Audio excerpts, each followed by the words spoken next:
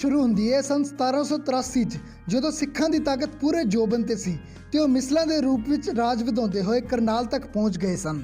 ਉਧਰੋਂ ਮੁਗਲਿਆ ਸਲਤਨਤ ਦੀ ਹਾਲਤ ਡਾਵਾਡੋਲ ਸੀ। ਔਰੰਗਜ਼ੇਬ ਤੋਂ ਬਾਅਦ ਅਗਲੇ 87 ਸਾਲਾਂ 'ਚ ਸ਼ਾਹ ਆਲਮ ਚੌਥਾ ਬਾਦਸ਼ਾਹ ਸੀ, ਪਰ ਉਹਦੇ ਹੱਥ 'ਚ ਵੀ ਕੋਈ ਬਾਹਲੀ ਜ਼ਿਆਦੀ ਪਾਵਰ ਨਹੀਂ ਸੀ। ਦਰਬਾਰੀ ਤੇ ਸੈਨਾਪਤੀ ਜੋ ਕਹਿੰਦੇ ਸਨ ਬਾਦਸ਼ਾਹ ਉਹੀ ਕਰਦਾ ਸੀ। ਮਰਹੱਟੇ ਤੇ ਅੰਗਰੇਜ਼ ਇਹ ਦੋਵੇਂ ਹੀ ਕਿਸੇ ਨਾ ਕਿਸੇ ਤਰ੍ਹਾਂ ਦਿੱਲੀ ਤੇ ਕਬਜ਼ਾ ਕਰਨਾ ਚਾਹੁੰਦੇ ਸਨ, ਕਿਉਂਕਿ ਇਹ ਦੋਵੇਂ ਜਾਣ ਚੁੱਕੇ ਸਨ ਕਿ ਮੁਗਲ ਰਾਜ ਕਮਜ਼ੋਰ ਹੋ ਚੁੱਕਿਆ ਹੈ। ਦਿੱਲੀ ਜਿੱਤਣ ਦਾ ਇਹ ਸੁਨਹਿਰਾ ਮੌਕਾ ਹੈ। ਇਸ ਲਈ ਫਿਰ ਸਨ 1783 ਨੂੰ ਮਰਹੱਟੇ ਨੇ ਦਿੱਲੀ ਤੇ ਹਮਲਾ ਕਰਕੇ ਲਾਲ ਕਿਲੇ ਤੇ ਕਬਜ਼ਾ ਕਰ ਲਿਆ ਤੇ ਜਦੋਂ ਇਸ ਗੱਲ ਦਾ ਪਤਾ ਅੰਗਰੇਜ਼ ਜਨਰਲ ਅਕਟਰ ਲੋਨੀ ਨੂੰ ਲੱਗਿਆ ਤਾਂ ਉਹ ਵੀ ਇੱਕ ਭਾਰੀ ਲਾਮ ਲਸ਼ਕਰ ਲੈ ਕੇ ਦਿੱਲੀ ਵੱਲ ਨੂੰ ਤੁਰ ਪਿਆ, ਕਿਉਂਕਿ ਉਹ ਜਾਣਦੇ ਸਨ ਕਿ ਮਰਹੱਟੇ ਕਿੰਨੇ ਕੁ ਪਾਣੀ 'ਚ ਹਨ ਤੇ ਉਹਨਾਂ ਨੂੰ ਆਸਾਨੀ ਨਾਲ ਹਰਾਇਆ ਜਾ ਸਕਦਾ ਹੈ। ਜਦੋਂ ਮਰਹੱਟਿਆਂ ਨੂੰ ਅੰਗਰੇਜ਼ਾਂ ਦੇ ਇੱਕ ਵੱਡੀ ਫੌਜ ਲੈ ਕੇ ਚੜ੍ਹਾਈ ਕਰਦੇ ਆਉਣ ਦਾ ਪਤਾ ਲੱਗਿਆ ਤਾਂ ਉਹ ਡਰਦੇ ਲਾਲ ਕਿਲਾ ਛੱਡ ਕੇ ਉੱਥੋਂ ਭੱਜ ਗਏ। ਤਦ ਸ਼ਾਹ ਆਲਮ ਨੇ ਸੋਚਿਆ ਕਿ ਹੁਣ ਮਰਹੱਟੇ ਤਾਂ ਇੱਥੋਂ ਚਲੇ ਗਏ ਹਨ ਤੇ ਜੇ ਅੰਗਰੇਜ਼ਾਂ ਨੇ ਆ ਕੇ ਕਬਜ਼ਾ ਕਰ ਲਿਆ ਤਾਂ ਗੱਲ ਤਾਂ ਉਹਦੀ ਉਹੀ ਰਹੇਗੀ। ਹੁਣ ਮੈਨੂੰ ਬਚਣ ਦਾ ਇੱਕ ਮੌਕਾ ਮਿਲਿਆ ਹੈ, ਮੈਨੂੰ ਕੋਈ ਨਾ ਕੋਈ ਉਪਰਾਲਾ ਜ਼ਰੂਰ ਕਰਨਾ ਚਾਹੀਦਾ ਹੈ। ਤਦ ਵਜ਼ੀਰਾਂ ਨੇ ਕਿਹਾ ਕਿ ਹੁਣ ਤਾਂ ਬਚਣ ਦਾ ਸਿਰਫ ਇੱਕੋ ਹੀ ਤਰੀਕਾ ਹੈ ਕਿ ਸਿੱਖ ਜਰਨੈਲ ਸਰਦਾਰ ਬਘੇਲ ਸਿੰਘ ਜੀ ਨੂੰ ਮਦਦ ਦੀ ਗੁਹਾਰ ਲਗਾਈ ਜਾਵੇ। ਇਸ ਲਈ ਫਿਰ ਬਾਦਸ਼ਾਹ ਸ਼ਾਹ ਆਲਮ ਨੇ ਆਪਣੇ ਦਰਬਾਰ ਦੇ 3 ਮੁੱਖ ਸਲਾਹਕਾਰਾਂ ਨੂੰ ਭੇਜ ਕੇ ਸਰਦਾਰ ਬਘੇਲ ਸਿੰਘ ਜੀ ਨੂੰ ਉਹਨਾਂ ਦੀ ਮਦਦ ਕਰਨ ਦੀ ਬੇਨਤੀ ਕੀਤੀ। ਲੋੜ ਪੈਣ ਤੇ ਹਰ ਕਿਸੇ ਦੀ ਮਦਦ ਕਰਨਾ, ਇਹ ਸਿਧਾਂਤ ਤਾਂ ਦਸਮ ਪਿਤਾ ਨੇ ਸਿੱਖਾਂ ਨੂੰ ਗੁੜਤੀ ਵਿੱਚ ਦਿੱਤਾ ਹੋਇਆ ਹੈ। ਇਸ ਲਈ ਸਰਦਾਰ ਬਘੇਲ ਸਿੰਘ ਜੀ ਨੇ ਪਿਛਲੇ ਮੁਗਲ ਸ਼ਾਸਕਾਂ ਦੇ ਕੀਤੇ ਸਾਰੇ ਜ਼ੁਲਮਾਂ ਨੂੰ ਭੁਲਾ ਕੇ ਸ਼ਾਹ ਆਲਮ ਦੀ ਮਦਦ ਕਰਨ ਦਾ ਫੈਸਲਾ ਕੀਤਾ। ਪਰ ਸਰਦਾਰ ਬਘੇਲ ਸਿੰਘ ਜੀ ਕੌਣ ਸਨ? ਪੂਰੇ ਭਾਰਤ ਤੇ ਰਾਜ ਕਰਨ ਵਾਲੇ ਮੁਗਲ ਬਾਦਸ਼ਾਹ ਨੇ ਦੇਸ਼ ਦੇ ਸੈਂਕੜੇ ਰਾਜਿਆਂ ਤੇ ਜਰਨੈਲਾਂ ਨੂੰ ਛੱਡ ਕੇ ਆਖਰ ਇਹਨਾਂ ਨੂੰ ਹੀ ਮਦਦ ਦੇ ਲਈ ਕਿਉਂ ਚੁਣਿਆ? ਆਓ ਪਹਿਲਾਂ ਇਹ ਜਾਣੀਏ। ਸਰਦਾਰ ਬਘੇਲ ਸਿੰਘ ਜੀ ਦਾ ਜਨਮ ਤਰਨਤਾਰਨ ਜ਼ਿਲ੍ਹੇ ਦੇ ਚੰਬਾਲ ਪਿੰਡ ਦੇ ਧਾਲੀਵਾਲ ਜੱਟ ਪਰਿਵਾਰ ਵਿੱਚ ਹੋਇਆ ਸੀ। ਛੋਟੀ ਉਮਰ ਤੋਂ ਹੀ ਉਹ ਘਰ-ਬਾਰ ਛੱਡ ਕੇ ਪੰਥ ਦੀ ਸੇਵਾ ਲਈ ਦਲ ਖਾਲਸਾ ਵਿੱਚ ਸ਼ਾਮਿਲ ਹੋ ਗਏ ਸਨ ਤੇ ਜਦੋਂ ਕਰੋੜਾ ਸਿੰਘੀਆ ਮਿਸਲ ਦੇ ਮੁਖੀ ਸਰਦਾਰ ਕਰੋੜਾ ਸਿੰਘ ਜੀ ਇੱਕ ਲੜਾਈ ਵਿੱਚ ਅਕਾਲ ਚਲਾਣਾ ਕਰ ਗਏ ਤਾਂ ਸਰਦਾਰ ਬਘੇਲ ਸਿੰਘ ਜੀ ਦੀ ਕਾਬਲੀਅਤ ਨੂੰ ਦੇਖਦੇ ਹੋਏ ਉਹਨਾਂ ਨੂੰ ਕਰੋੜਾ ਸਿੰਘੀਆ ਮਿਸਲ ਦੀ ਕਮਾਨ ਸੌਂਪੀ ਗਈ। ਹੌਲੀ-ਹੌਲੀ ਸਰਦਾਰ ਬਘੇਲ ਸਿੰਘ ਨੇ ਉੱਤਰ ਭਾਰਤ ਦੇ ਇੱਕ ਵੱਡੇ ਹਿੱਸੇ ਤੇ ਆਪਣੀ ਧੱਕ ਕਾਇਮ ਕਰ ਲਈ। ਜਲੰਧਰ ਤੋਂ ਲੈ ਕੇ ਗੰਗਾ, ਯਮੁਨਾ ਤੇ ਕਰਨਾਲ ਤੱਕ ਉਹਨਾਂ ਦੇ ਘੋੜਿਆਂ ਨੂੰ ਰੋਕਣ ਵਾਲਾ ਕੋਈ ਨਹੀਂ ਸੀ। ਕਰੋੜਾ ਸਿੰਘੀਆ ਮਿਸਲ ਦੇ 12,000 ਘੋੜਸਵਾਰ ਹਰ ਸਮੇਂ ਉਹਨਾਂ ਦੇ ਨਾਲ ਰਹਿੰਦੇ ਸਨ। ਕੀ ਮੁਗਲ, ਕੀ ਮਰਾਠੇ ਤੇ ਕੀ ਅੰਗਰੇਜ਼, ਹਰ ਵੱਡਾ ਜਰਨੈਲ ਉਹਨਾਂ ਦੇ ਨਾਮ ਤੋਂ ਥਰ-ਥਰ ਕੰਬਦਾ ਸੀ। ਸਰਦਾਰ ਬਘੇਲ ਸਿੰਘ ਜੀ ਨੇ ਆਪਣੀ ਕਥਨੀ ਨੂੰ ਪੂਰਾ ਕਰਦੇ ਹੋਏ ਇੱਕ ਵੱਡੀ ਫੌਜ ਤੇ ਲਾਮ ਲਸ਼ਕਰ ਲੈ ਕੇ ਦਿੱਲੀ ਵੱਲ ਚਾਲੇ ਪਾ ਦਿੱਤੇ। ਸਰਦਾਰ ਬਘੇਲ ਸਿੰਘ ਜੀ ਦਾ ਖੌਫ ਇੰਨਾ ਸੀ ਕਿ ਜਦੋਂ ਅੰਗਰੇਜ਼ ਜਰਨਲ ਨੂੰ ਉਹਨਾਂ ਦੇ ਆਉਣ ਦੀ ਖਬਰ ਮਿਲੀ ਤਾਂ ਉਹਨਾਂ ਦੀ ਅੱਗੇ ਵਧਣ ਦੀ ਹਿੰਮਤ ਹੀ ਨਹੀਂ ਹੋਈ ਤੇ ਉਹ ਅੱਧੇ ਰਾਹ ਤੋਂ ਹੀ ਵਾਪਸ ਮੁੜ ਗਏ। ਤੇ ਜਦੋਂ ਸ਼ਾਹ ਆਲਮ ਨੂੰ ਇਸ ਗੱਲ ਦਾ ਪਤਾ ਲੱਗਿਆ ਕਿ ਹੁਣ ਮਰਹੱਟੇ ਤੇ ਅੰਗਰੇਜ਼ ਦੋਵਾਂ ਦਾ ਖਤਰਾ ਟਲ ਗਿਆ ਹੈ ਤਾਂ ਉਸ ਦੀ ਨੀਅਤ ਬੇਈਮਾਨ ਹੋ ਗਈ। ਉਸਨੇ ਸੋਚਿਆ ਕਿ ਕਿਤੇ ਹੁਣ ਸਿੱਖ ਆ ਕੇ ਮੇਰੇ ਰਾਜ ਤੇ ਕਬਜ਼ਾ ਨਾ ਕਰ ਲੈਣ। ਇਸ ਲਈ ਉਸਨੇ ਦਿੱਲੀ ਵੱਲ ਵੱਧ ਰਹੇ ਸਰਦਾਰ ਬਘੇਲ ਸਿੰਘ ਜੀ ਨੂੰ ਸੁਨੇਹਾ ਭੇਜਿਆ ਕਿ ਹੁਣ ਤੁਹਾਡੀ ਲੋੜ ਨਹੀਂ ਹੈ, ਤੁਸੀਂ ਇੱਥੋਂ ਹੀ ਵਾਪਸ ਮੁੜ ਜਾਓ। ਸਰਦਾਰ ਬਘੇਲ ਸਿੰਘ ਜੀ ਨੂੰ ਇਹ ਗੱਲ ਬੜੀ ਹੀ ਗਲਤ ਲੱਗੀ ਕਿ ਤੁਹਾਡੇ ਸੁਨੇਹੇ ਤੇ ਹੀ ਮੈਂ ਆਪਣਾ ਸਾਰਾ ਲਾਮ ਲਸ਼ਕਰ ਲੈ ਕੇ ਦਿੱਲੀ ਆ ਰਿਹਾ ਸੀ ਤੇ ਹੁਣ ਆਪਣਾ ਕੰਮ ਨਿਕਲਦੇ ਸਾਰ ਹੀ ਤੁਸੀਂ ਇੰਨੀ ਛੇਤੀ ਰੰਗ ਬਦਲ ਲਿਆ। ਮੇਰੀ ਇੰਨੀ ਵੱਡੀ ਫੌਜ ਦਾ ਇੰਨੇ ਦਿਨ ਦਾ ਖਰਚ ਕੌਣ ਦੇਊਗਾ? ਤੁਸੀਂ ਇਸ ਫੌਜ ਦਾ ਖਰਚ ਦੇ ਦਿਓ, ਅਸੀਂ ਵਾਪਸ ਮੁੜ ਜਾਂਦੇ ਹਾਂ। ਪਰ ਸ਼ਾਹ ਆਲਮ ਨੇ ਇਸ ਗੱਲ ਨੂੰ ਬਿਲਕੁਲ ਹੀ ਅਣਗਹਿਲਾ ਕਰਤਾ। ਸਿੱਖ ਦਿੱਲੀ ਵੱਲ ਵੱਧਦੇ ਰਹੇ। ਦਿੱਲੀ ਦੇ ਬਾਹਰ ਪਹੁੰਚ ਕੇ ਸਰਦਾਰ ਬਘੇਲ ਸਿੰਘ ਜੀ ਨੇ ਇੱਕ ਵਾਰ ਫੇਰ ਸੁਨੇਹਾ ਭੇਜਿਆ ਕਿ ਇਸ ਤਰ੍ਹਾਂ ਜਾਨਾਂ ਗਵਾਉਣ ਦਾ ਕੋਈ ਫਾਇਦਾ ਨਹੀਂ, ਤੂੰ ਹਜੇ ਵੀ ਸਾਡਾ ਖਰਚਾ ਸਾਨੂੰ ਦੇ ਦੇ, ਅਸੀਂ ਮੁੜ ਜਾਂਦੇ ਹਾਂ, ਨਹੀਂ ਤਾਂ ਫਿਰ ਸਾਨੂੰ ਮਜਬੂਰਨ ਹਮਲਾ ਕਰਨਾ ਹੀ ਪਊਗਾ। ਉਹਨਾਂ ਸਮਿਆਂ ਤੇ ਹਰ ਵੱਡੇ ਸ਼ਹਿਰ ਦੇ ਬਾਹਰ ਉੱਚੀਆਂ-ਉੱਚੀਆਂ ਕੰਧਾਂ ਹੁੰਦੀਆਂ ਸਨ। ਮੂਰਖ ਸ਼ਾਹ ਆਲਮ ਨੇ ਖਰਚਾ ਦੇਣ ਦੀ ਥਾਂ ਸ਼ਹਿਰ ਦੇ ਚਾਰੇ ਦਰਵਾਜ਼ੇ ਬੰਦ ਕਰ ਦਿੱਤੇ ਤੇ ਸ਼ਹਿਰ ਦੀਆਂ ਕੰਧਾਂ ਤੇ ਸਿਪਾਹੀ ਤੈਨਾਤ ਕਰ ਦਿੱਤੇ ਤਾਂ ਜੋ ਸਿੱਖ ਦਿੱਲੀ ਦੇ ਅੰਦਰ ਐਂਟਰ ਨਾ ਹੋ ਸਕਣ। ਕਰਨਾਲ ਤੋਂ ਤੁਰਨ ਲੱਗਿਆਂ ਸਰਦਾਰ ਬਘੇਲ ਸਿੰਘ ਜੀ ਨੇ ਸਰਦਾਰ ਜੱਸਾ ਸਿੰਘ ਅੱਲੂਵਾਲੀਆ ਤੇ ਸਰਦਾਰ ਜੱਸਾ ਸਿੰਘ ਰਾਮਗੜੀਆ ਨੂੰ ਵੀ ਦਿੱਲੀ ਪਹੁੰਚਣ ਲਈ ਸੁਨੇਹੇ ਭੇਜੇ ਸਨ ਤੇ ਹੁਣ ਉਹ ਦੋਵੇਂ ਵੀ ਆਪਣੀਆਂ ਫੌਜਾਂ ਲੈ ਕੇ ਆ ਕੇ ਸਰਦਾਰ ਬਘੇਲ ਸਿੰਘ ਨਾਲ ਰਲ ਗਏ ਸਨ। ਜੱਸਾ ਸਿੰਘ ਅੱਲੂਵਾਲੀਆ ਨੇ ਕਿਹਾ ਕਿ ਜੇ ਸ਼ਾਹ ਆਲਮ ਨੇ ਸਾਰੇ ਦਰਵਾਜ਼ੇ ਬੰਦ ਕਰ ਦਿੱਤੇ ਹਨ ਤਾਂ ਕੋਈ ਗੱਲ ਨਹੀਂ, ਸਿੱਖ ਆਪਣਾ ਰਾਹ ਆਪ ਬਣਾਉਣਾ ਵੀ ਜਾਣਦੇ ਹਨ। ਇੱਕ ਵੱਡਾ ਦਰਖਤ ਕਟਵਾਇਆ ਗਿਆ। ਉਸ ਦਾ ਤਣਾ ਅੱਗੋਂ ਪੈਨਸਲ ਵਾਂਗੂ ਤਿੱਖਾ ਕਰਕੇ ਸਿੱਖਾਂ ਨੇ ਉਸ ਨਾਲ ਸ਼ਹਿਰ ਦੀ ਕੰਧ ਤੇ ਚੋਟ ਕਰਨੀ ਸ਼ੁਰੂ ਕੀਤੀ। ਕੁਝ ਘੰਟਿਆਂ ਦੀ ਮਿਹਨਤ ਹੀ ਰੰਗ ਲਿਆਈ ਤੇ ਸ਼ਹਿਰ ਦੀ ਕੰਧ ਵਿੱਚ ਇੱਕ ਮੋਰੀ ਕੱਢ ਦਿੱਤੀ ਗਈ, ਜਿਸ ਵਿੱਚੋਂ ਐਂਟਰ ਹੋ ਕੇ ਸਾਰੀ 30,000 ਦੀ ਫੌਜ ਅੰਦਰ ਇੱਕ ਮੈਦਾਨ ਵਿੱਚ ਇਕੱਠੀ ਹੋ ਗਈ।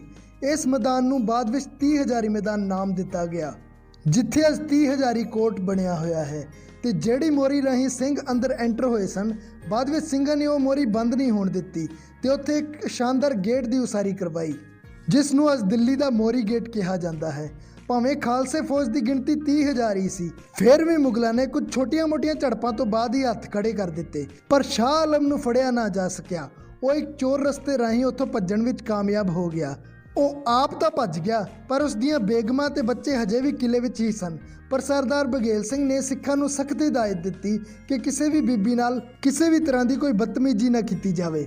ਸਿੱਖਾਂ ਦੇ ਆਉਣ ਨਾਲ ਦਿੱਲੀ ਦੀ ਆਮ ਜਨਤਾ ਨੇ ਵੀ ਸੁੱਖ ਦਾ ਸਾਹ ਲਿਆ ਸੀ, ਕਿਉਂਕਿ ਮਰਹੱਟਿਆਂ ਨੇ ਤਾਂ ਆਉਂਦੇ ਹੀ ਆਮ ਜਨਤਾ ਨਾਲ ਲੁੱਟ-ਖੋਹ ਸ਼ੁਰੂ ਕਰ ਦਿੱਤੀ ਸੀ ਤੇ ਸ਼ਾਹ ਆਲਮ ਦੇ ਰਾਜ ਵਿੱਚ ਵੀ ਗੈਰ ਮੁਸਲਿਮ ਜਨਤਾ ਨੂੰ ਬਹੁਤ ਜ਼ਿਆਦਾ ਤੰਗ ਕੀਤਾ ਜਾਂਦਾ ਸੀ।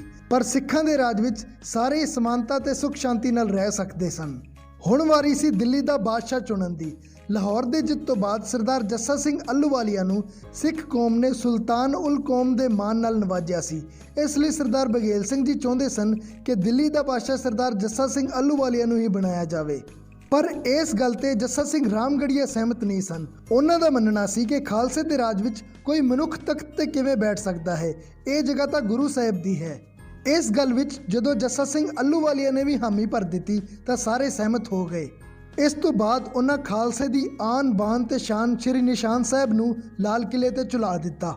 ਹੁਣ ਵਾਰੀ ਸੀ ਬਾਦਸ਼ਾਹ ਦੇ ਤਖਤ ਦੀ। ਸਿੱਖ ਚਾਹੁੰਦੇ ਸਨ ਕਿ ਕੁਝ ਇਹੋ ਜਿਹਾ ਕੀਤਾ ਜਾਵੇ ਕਿ ਰਹਿੰਦੀ ਦੁਨੀਆ ਤੱਕ ਯਾਦ ਰਵੇ ਕਿ ਸਿੱਖਾਂ ਨੇ ਵੀ ਕਦੀ ਦਿੱਲੀ ਦੇ ਲਾਲ ਕਿਲੇ ਤੇ ਧੱਕ ਪਾਈ ਸੀ।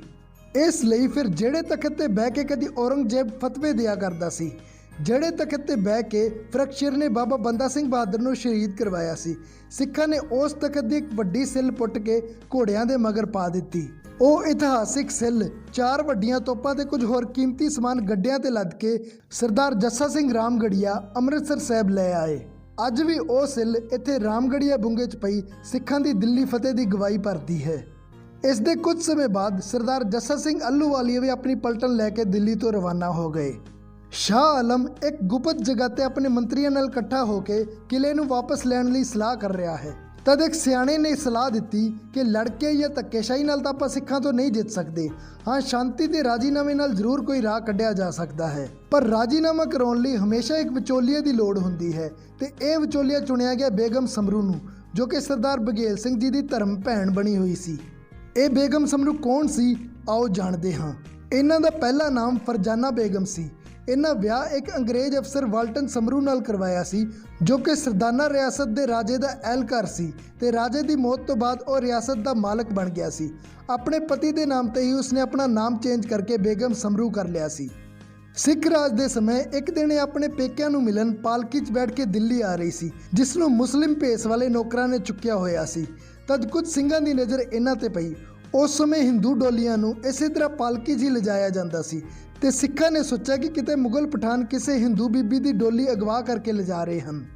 ਜਦ ਸਿੱਖਾਂ ਨੇ ਉਹਨਾਂ ਨੂੰ ਰੋਕਣਾ ਚਾਹਿਆ ਤਾਂ ਨੌਕਰ ਡੋਲੀ ਛੱਡ ਕੇ ਭੱਜ ਗਏ। ਇਹ ਖਬਰ ਜਦੋਂ ਸਰਦਾਰ ਬਘੇਲ ਸਿੰਘ ਜੀ ਨੂੰ ਮਿਲੀ ਤਾਂ ਉਹਨਾਂ ਨੇ ਹੁਕਮ ਕੀਤਾ ਕਿ ਨੌਕਰਾਂ ਨੂੰ ਲੱਭ ਕੇ ਲਿਆਇਆ ਜਾਵੇ ਤੇ 5 ਸਿੱਖ ਘੋੜਸਵਾਰ ਨਾਲ ਜਾਣ ਤੇ ਇਸ ਬੀਬੀ ਨੂੰ ਸੁਰੱਖਿਅਤ ਉਹਦੀ ਮੰਜ਼ਿਲ ਤੱਕ ਪਹੁੰਚਾ ਕੇ ਆਉਣ। ਕਿਉਂਕਿ ਬੇਗਮ ਸਮਰੂ ਨੇ ਸ਼ੁਰੂ ਤੋਂ ਹੀ ਮੁਗਲ ਰਾਜ ਵਿੱਚ ਬੀਬੀਆਂ ਨਾਲ ਹੁੰਦੀ ਧੱਕੇਜੋਰੀ ਹੀ ਦੇਖੀ ਸੀ, ਇਸ ਲਈ ਉਹ ਸਿੱਖਾਂ ਦੇ ਇਸ ਉੱਚੇ ਕਿਰਦਾਰ ਤੋਂ ਬਹੁਤ ਜ਼ਿਆਦਾ ਪ੍ਰਭਾਵਿਤ ਹੋਈ।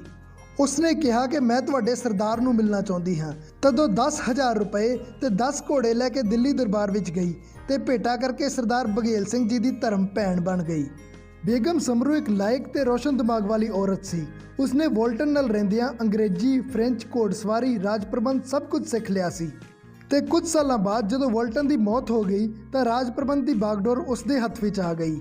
ਸਮਰੂ ਬਹੁਤ ਦੂਰ ਦੀ ਸੋਚਦੀ ਸੀ। ਉਸਨੇ ਅੰਦਾਜ਼ਾ ਲਾ ਲਿਆ ਸੀ ਕਿ ਅੰਗਰੇਜ਼ਾਂ ਦਾ ਪ੍ਰਭਾਵ ਦਿਨੋਂ ਦਿਨ ਵੱਧਦਾ ਜਾ ਰਿਹਾ ਹੈ ਤੇ ਅੱਗੇ ਚੱਲ ਕੇ ਉਸ ਨੂੰ ਵੀ ਜ਼ਰੂਰ ਤੰਗ ਕਰਨਗੇ। ਇਸ ਲਈ ਫਿਰ ਉਸਨੇ ਮੁਸਲਿਮ ਤੋਂ ਈਸਾਈ ਮਤ ਧਾਰਨ ਕਰ ਲਿਆ ਤੇ ਅੰਗਰੇਜ਼ਾਂ ਨਾਲ ਹਮੇਸ਼ਾ ਹੀ ਨਰਮ ਰੁਖ ਅਪਣਾ ਕੇ ਰੱਖਿਆ। ਉਸਨੇ ਅੰਗਰੇਜ਼ਾਂ ਦੇ ਕਹਿਣ ਤੇ ਕਈ ਚਰਚਾਂ ਦੀ ਉਸਾਰੀ ਵੀ ਕਰਵਾਈ।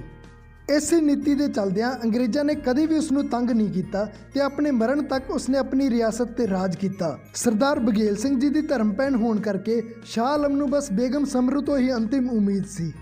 ਬੇਗਮ ਸਮਰੂ ਰਾਜੀਨਾਮਾ ਕਰਾਉਣ ਲਈ ਸਰਦਾਰ ਬਘੇਲ ਸਿੰਘ ਜੀ ਕੋਲ ਗਈ ਤੇ ਕੁਝ ਘੰਟਿਆਂ ਦੀ ਮੀਟਿੰਗ ਤੋਂ ਬਾਅਦ ਆਪਣੀਆਂ ਕੁਝ ਸ਼ਰਤਾਂ ਮਨਵਾ ਕੇ ਸਿੱਖ ਦਿੱਲੀ ਵਾਪਸ ਸ਼ਾਹ ਆਲਮ ਨੂੰ ਸੌਂਪਣ ਲਈ ਤਿਆਰ ਹੋ ਗਏ। ਇਹਨਾਂ 'ਚੋਂ ਪਹਿਲੀ ਸ਼ਰਤ ਸੀ ਕਿ ਸਿੱਖਾਂ ਦੇ ਇਤਿਹਾਸਿਕ ਸਥਾਨਾਂ ਦੀ ਨਿਸ਼ਾਨਦੇਹੀ ਕਰਕੇ ਉੱਥੇ ਗੁਰੂ ਧਾਮਾਂ ਦੀ ਉਸਾਰੀ ਕਰਵਾਈ ਜਾਊਗੀ। ਰਾਜ ਨੂੰ ਚੁੰਗੀ ਤੇ ਟੈਕਸ ਤੋਂ ਜਿੰਨੀ ਵੀ ਆਮਦਨ ਹੋਊਗੀ ਉਹਦਾ 37.5% ਯਾਨੀ ਕਿ ਰੁਪਈਏ 'ਚੋਂ 6 ਆਨੇ ਸਿੱਖਾਂ ਨੂੰ ਦਿੱਤਾ ਜਾਊਗਾ ਤੇ ਜਿੰਨਾ ਚਿਰ ਗੁਰੂ ਧਾਮਾਂ ਦੀ ਉਸਾਰੀ ਦਾ ਕੰਮ ਪੂਰਾ ਨਹੀਂ ਹੋ ਜਾਂਦਾ 4000 ਸਿੱਖ ਦਿੱਲੀ ਵਿੱਚ ਹੀ ਰਹਿਣਗੇ। ਇਸ ਤੋਂ ਇਲਾਵਾ ਸਿੱਖਾਂ ਨੂੰ ਫਜ਼ੂਲ ਦਿੱਲੀ ਆਉਣ ਦੀ ਖੇਚਲ ਪਾਉਣ ਲਈ ਸ਼ਾਹ ਆਲਮ ਨੂੰ 3 ਲੱਖ ਰੁਪਏ ਜੁਰਮਾਨਾ ਵੀ ਭਰਨਾ ਪਊਗਾ। ਕੁਝ ਇਤਿਹਾਸਕਾਰ ਇਸ ਫੈਸਲੇ ਨੂੰ ਸਿੱਖਾਂ ਦੀ ਬਹੁਤ ਵੱਡੀ ਭੁੱਲ ਦੱਸਦੇ ਹਨ, ਪਰ ਅਸਲ ਵਿੱਚ ਇੱਕ ਸਮਝਦਾਰੀ ਭਰਾ ਫੈਸਲਾ ਸੀ। ਦਿੱਲੀ ਦੇ ਰਾਜ ਦਾ ਮਤਲਬ ਸੀ ਕਿ ਪੂਰੇ ਭਾਰਤ ਨੂੰ ਕੰਟਰੋਲ ਕਰਨਾ, ਜਿਸ ਦੇ ਲਈ ਲੱਖਾਂ ਦੀ ਤਾਦਾਦ ਵਿੱਚ ਫੌਜ, ਜਰਨੈਲ ਤੇ ਨੀਤੀਵਾਨ ਲੋਕ ਚਾਹੀਦੇ ਸਨ। ਘੱਲੂਘਾਰਿਆਂ ਤੇ ਜੰਗਾਂ ਤੋਂ ਬਾਅਦ ਇੰਨੀ ਤਾਂ ਸਿੱਖਾਂ ਦੀ ਟੋਟਲ ਪੋਪੂਲੇਸ਼ਨ ਵੀ ਨਹੀਂ ਬਚੀ ਸੀ। ਇਸ ਲਈ ਫਿਰ ਸਿੱਖਾਂ ਨੂੰ ਇਹ ਸਮਝੌਤਾ ਕਰਨਾ ਪਿਆ ਤੇ ਹੁਣ ਸ਼ੁਰੂ ਹੋਇਆ ਗੁਰੂ ਘਰਾਂ ਦੀ ਉਸਾਰੀਆਂ ਲਈ ਸਹੀ ਥਾਵਾਂ ਦੀ ਨਿਸ਼ਾਨਦੇਹੀ ਦਾ ਕੰਮ। ਪਰ ਇਹ ਕੰਮ ਵੀ ਇੰਨਾ ਸੌਖਾ ਨਹੀਂ ਸੀ। ਇਸ ਦੇ ਲਈ ਪੂਰੀ ਦਿੱਲੀ ਵਿੱਚ ਐਲਾਨ ਕਰਵਾਇਆ ਗਿਆ ਕਿ ਸਹੀ ਥਾਵਾਂ ਦੱਸਣ ਵਾਲਿਆਂ ਨੂੰ ਭਾਰੀ ਇਨਾਮ ਦਿੱਤੇ ਜਾਣਗੇ। ਅੰਧਾ ਮੁਗਲ ਦੀ ਧਰਤੀ ਤੇ ਇੱਕ 125 ਸਾਲ ਦੀ ਬਜ਼ੁਰਗ ਔਰਤ ਸੀ। ਉਸ ਨੂੰ ਸ਼੍ਰੀ ਗੁਰੂ ਤੇਗ ਬਹਾਦਰ ਜੀ ਦੇ ਸ਼ਹੀਦੀ ਵਾਲੇ ਸਥਾਨ ਦਾ ਪਤਾ ਸੀ। ਉਹ ਬਚਪਨ ਤੋਂ ਹੀ ਇਸ ਨੂੰ ਦੇਖਦੀ ਆ ਰਹੀ ਸੀ। ਪਹਿਲਾਂ ਉਸ ਦਾ ਦਾਦਾ ਉੱਥੇ ਜੋਤ ਜਗਾਉਂਦਾ ਸੀ, ਫਿਰ ਉਸ ਦੀ ਮਾਂ ਤੇ ਫਿਰ ਉਸਨੇ ਆਪ ਪੂਰੀ ਜ਼ਿੰਦਗੀ ਉੱਥੇ ਜੋਤ ਜਗਾਈ ਸੀ। ਉਸ ਬਜ਼ੁਰਗ ਬੀਬੀ ਨੂੰ ਮੰਜੇ ਤੇ ਬਿਠਾ ਕੇ ਲਿਆਂਦਾ ਗਿਆ ਤੇ ਉਸ ਦੀ ਨਿਸ਼ਾਨਦੇਹੀ ਤੇ ਗੁਰਦੁਆਰਾ ਸ਼੍ਰੀ ਸੀਸਗੰਜ ਸਾਹਿਬ ਉਸਾਰਿਆ ਗਿਆ। ਬਾਕੀ ਗੁਰੂ ਧਾਮਾਂ ਦੀ ਜਗ੍ਹਾ ਲੱਭਣ ਵਿੱਚ ਕੋਈ ਖਾਸੀ ਦਿੱਕਤ ਨਹੀਂ ਆਈ, ਕਿਉਂਕਿ ਬੰਗਲਾ ਸਾਹਿਬ ਦੀ ਜਗ੍ਹਾ ਤੇ ਤਾਂ ਰਾਜਾ ਮਿਰਜ਼ਾ ਜੈ ਸਿੰਘ ਦਾ ਬੰਗਲਾ ਪਹਿਲਾਂ ਹੀ ਮੌਜੂਦ ਸੀ। ਗੁਰੂ ਨਾਨਕ ਸਾਹਿਬ ਦੇ ਪਿਆਊ ਵਾਲੀ ਥਾਂ ਤੇ ਉਹ ਪੁਰਾਣਾ ਖੂਹ ਤੇ ਮਜਰੂ ਟੀਲਾ ਪਹਿਲਾਂ ਹੀ ਨਿਸ਼ਾਨਦੇਹੀ ਲਈ ਮੌਜੂਦ ਸਨ। ਪਰ ਸਭ ਤੋਂ ਵੱਧ ਮੁਸ਼ਕਲ ਗੁਰਦੁਆਰਾ ਸ਼੍ਰੀ ਰਕਾਬਗੰਜ ਸਾਹਿਬ ਦੀ ਜਗ੍ਹਾ ਲੱਭਣ ਤੇ ਆਈ, ਜਿੱਥੇ ਭਾਈ ਲੱਖੀ ਸ਼ਾਹ ਵਣਜਾਰਾ ਨੇ ਆਪਣੀ ਹਵੇਲੀ ਨੂੰ ਲਾਂਬੂ ਲਾ ਕੇ 9ਵੇਂ ਪਾਤਸ਼ਾਹ ਦੀ ਦੇਹ ਦਾ ਅੰਤਿਮ ਸੰਸਕਾਰ ਕੀਤਾ ਸੀ। ਇਹ ਆਵਾਜ਼ ਜਦੋਂ ਇੱਕ ਬੁੱਢੇ ਫਕੀਰ ਦੇ ਕੰਨਾਂ ਵਿੱਚ ਪਈ ਤਾਂ ਉਹ ਆ ਕੇ ਸਰਦਾਰ ਬਘੇਲ ਸਿੰਘ ਜੀ ਨੂੰ ਮਿਲਿਆ ਤੇ ਕਹਿਣ ਲੱਗਾ ਕਿ ਮੈਨੂੰ ਪਤਾ ਹੈ ਕਿ ਉਹ ਕਿਹੜੀ ਜਗ੍ਹਾ ਹੈ, ਪਰ ਉਹ ਤੁਹਾਨੂੰ ਨਹੀਂ ਮਿਲ ਸਕਦੀ ਕਿਉਂਕਿ ਉੱਥੇ ਹੁਣ ਇੱਕ ਮਸਜਿਦ ਬਣ ਚੁੱਕੀ ਹੈ। ਸਰਦਾਰ ਬਘੇਲ ਸਿੰਘ ਜੀ ਨੇ ਕਿਹਾ ਕਿ ਤੁਹਾਡੀ ਗੱਲ ਤੇ ਕਿਵੇਂ ਯਕੀਨ ਕਰ ਲਈਏ। ਫਕੀਰ ਨੇ ਕਿਹਾ ਕਿ ਜਦੋਂ ਤੁਸੀਂ ਉਸ ਮਸਜਿਦ ਦਾ ਫਰਸ਼ ਪੁੱਟੋਗੇ ਤਾਂ ਥੱਲਿਓਂ ਉਹ ਗਾਗਰ ਜ਼ਰੂਰ ਨਿਕਲੂਗੀ, ਜਿਹਦੇ 'ਚ ਗੁਰੂ ਸਾਹਿਬ ਦੇ ਫੁੱਲ ਤੇ ਅਸਥੀਆਂ ਪਾ ਕੇ ਲੱਕੀ ਸ਼ਾਹ ਵਣਜਾਰਾ ਜੀ ਨੇ ਧਰਤੀ ਵਿੱਚ ਦੱਬ ਦਿੱਤੇ ਸਨ। ਹੁਣ ਮਸਜਿਦ ਢਾਉਣ ਦਾ ਸਵਾਲ ਸੀ। ਸ਼ਾਹ ਆਲਮ ਨਾਲ ਗੱਲ ਕੀਤੀ ਗਈ ਵੀ ਜੇ ਤਾਂ ਇੱਥੇ ਫਰਸ਼ ਪੁੱਟਣ ਤੇ ਗਾਗਰ ਨਿਕਲੀ ਫਿਰ ਤਾਂ ਇੱਥੇ ਅਸੀਂ ਗੁਰਦੁਆਰਾ ਸਾਹਿਬ ਬਣਾਵਾਂਗੇ, ਤੇ ਜੇ ਇੱਥੇ ਕੁਝ ਵੀ ਨਾ ਨਿਕਲਿਆ ਤਾਂ ਸਿੰਘ ਇੱਥੇ ਪਹਿਲਾਂ ਨਾਲੋਂ ਵੀ ਵੱਡੀ ਤੇ ਆਲੀਸ਼ਾਨ ਮਸਜਿਦ ਬਣਾ ਦੇਣਗੇ। ਫਰਸ਼ ਪੁੱਟਿਆ ਗਿਆ, ਗਾਗਰ ਉੱਥੇ ਹੀ ਸੀ। ਇਸ ਲਈ ਫਿਰ ਉਸ ਥਾਂ ਤੇ ਗੁਰਦੁਆਰਾ ਸ਼੍ਰੀ ਰਕਾਬਗੰਜ ਸਾਹਿਬ ਦੀ ਉਸਾਰੀ ਕਰਵਾਈ ਗਈ। ਸੋ ਇਹ ਸੀ ਸਿੱਖਾਂ ਦੀ ਮਾਨਯੋਗ ਦਿੱਲੀ ਫਤਿਹ ਤੇ ਗੁਰੂ ਘਰਾਂ ਦੀ ਉਸਾਰੀ ਦਾ ਇਤਿਹਾਸ। ਜੇ ਤੁਸੀਂ ਸੱਚਮੁੱਚ ਆਪਣੇ ਧਰਮ ਨਾਲ ਪਿਆਰ ਕਰਦੇ ਹੋ ਤੇ ਆਪਣੇ ਇਤਿਹਾਸ ਨੂੰ ਸਾਂਭਣਾ ਚਾਹੁੰਦੇ ਹੋ ਤਾਂ ਇਸ ਵੀਡੀਓ ਨੂੰ ਵੱਧ ਤੋਂ ਵੱਧ ਸ਼ੇਅਰ ਜ਼ਰੂਰ ਕਰਿਓ, ਕਿਉਂਕਿ ਸਰਕਾਰਾਂ ਤਾਂ ਇਹ ਇਤਿਹਾਸ ਕਦੇ ਵੀ ਸਕੂਲ